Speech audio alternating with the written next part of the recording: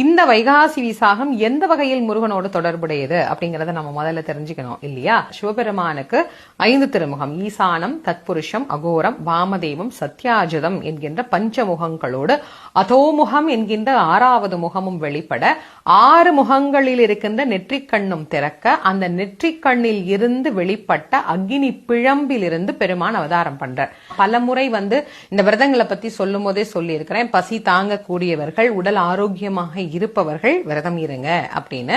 அதனால வைகாசி விசாக விரதம், குழந்தை வேண்டியும் விரதம் இருக்கலாம், உடல் ஆரோக்கியத்திற்காகவும் விரதம் இருக்கலாம். இல்ல விரதம்லாம் ஒண்ணும் இல்லைங்க, சாதாரணமா நாங்க அன்னைக்கு சாமி கும்பிடணும் அப்படின்னா முருகனுக்கு விசேஷமான படையல்கள் அன்னைக்கு வச்சு சக்கரை பொங்கல் வைக்கணும்.